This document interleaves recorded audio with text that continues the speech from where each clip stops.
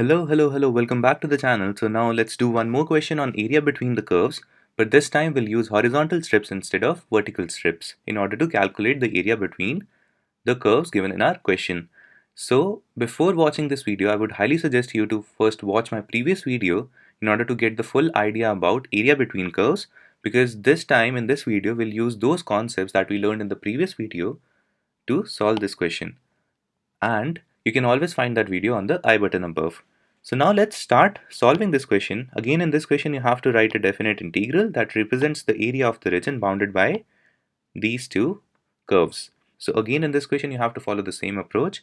You have to first identify the endpoints, then sketch the graph of all those curves, and then represent the area between the curves that you are finding in this case. Once you have represented the area that you have to find, you have to choose whether it's easier to take horizontal strips or it's easier to take vertical strips in this case.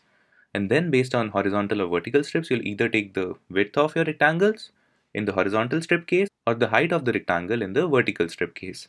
So now let's solve this question and then we'll clearly get an idea about what we are doing in this case. So now we know that the first step in order to solve this question is to identify the endpoints in this case, right? And you'll also clearly notice in this case that it's easier to represent x in terms of y rather than y in terms of x, because if I'm representing y in terms of x in this equation, I'll have to take a square root in it, right? And I also know based on the previous question that if I have a square root expression, I'll have to calculate the integral of a square root expression, which would be very complex in this case, right? So that is why in this case, we realize that it's easier to represent our x in terms of y. So let's first do that in this case. So this equation would become x equals negative 2y, right? You just have to shift the negative sign over to here and 2 on this side, right?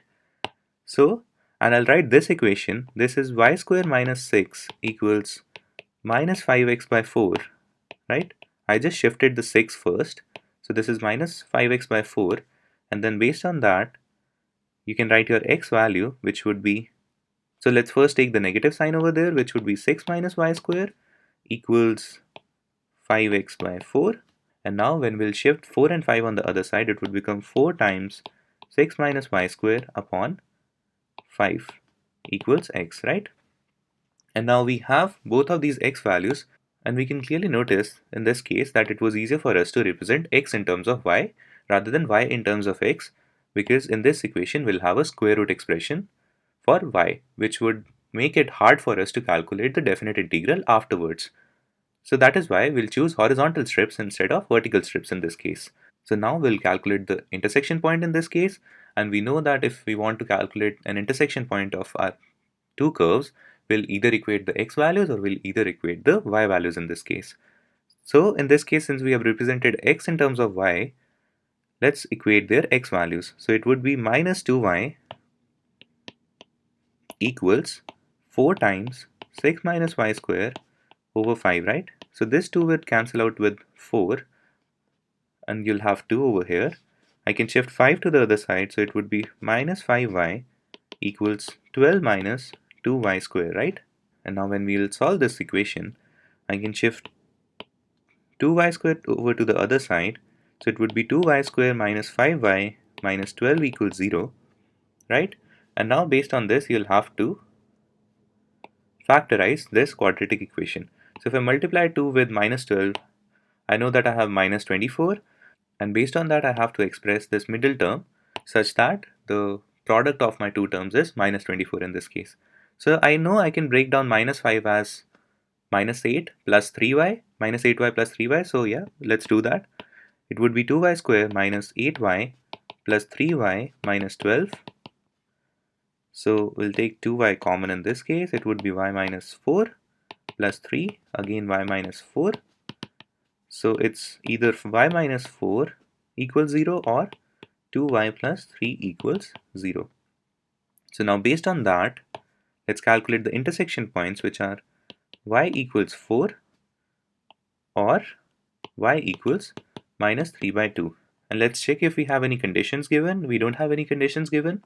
So we'll take these intersection points into consideration while calculating the area under the curve. So now you have the intersection points. Now we'll sketch the graph of both of these curves. You know that this is a line and this is a parabola. and you have y square equals minus 4ax representation, so you know that the parabola would be somewhat like this, right?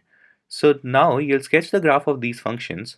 If you sketch the graph of both of these functions, you'll see that this is your y square equals 6 minus 5 by 4x, and this is your y equals negative x by 2 in this case.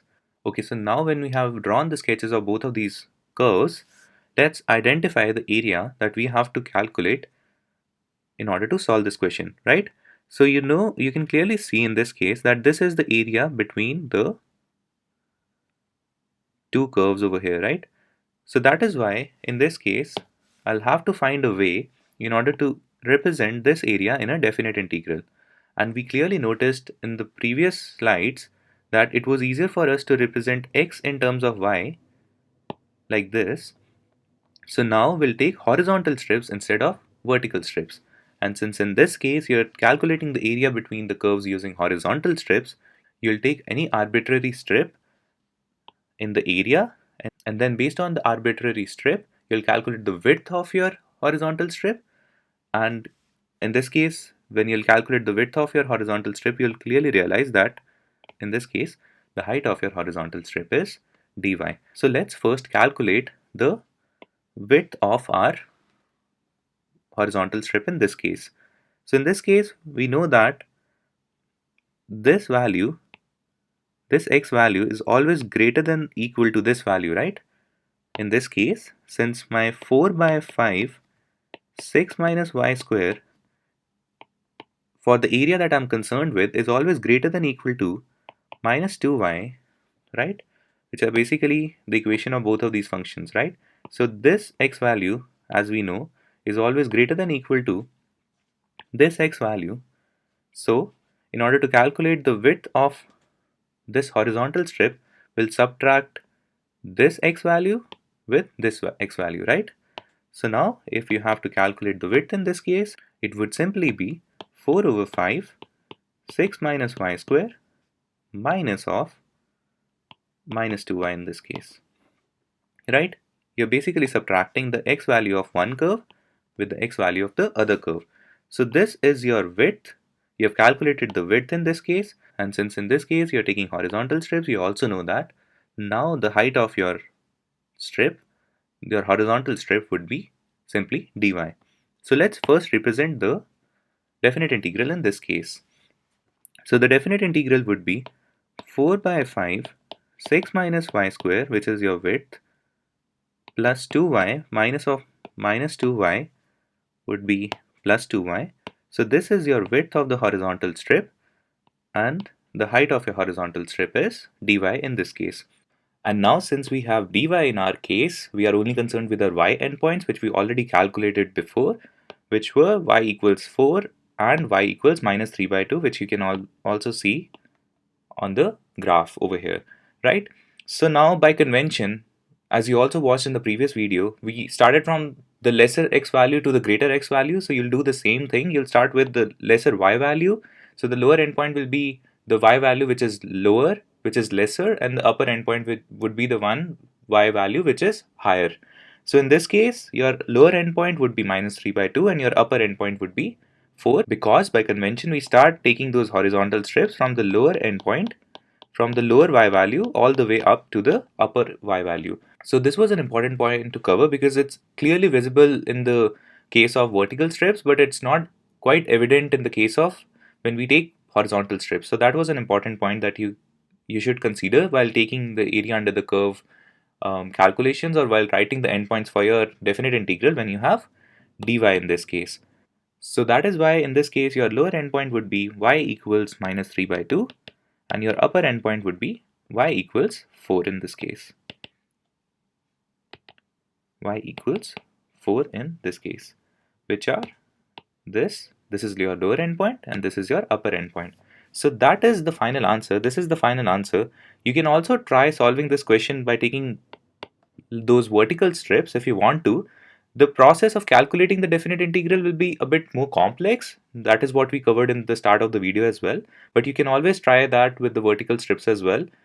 The final answer, or the area which you will get after solving this definite integral, doesn't matter if you take horizontal strips or if you take vertical strips, your final answer would always be the same in this case. So that's it for this video. Feel free to comment down if you have any more questions, and we'll notice in those questions when we have to take a horizontal strip or a vertical strip. So follow the channel in order to get notified about the other videos that I'll be uploading. Stay tuned. Thank you so much for watching. Bye bye. Take care.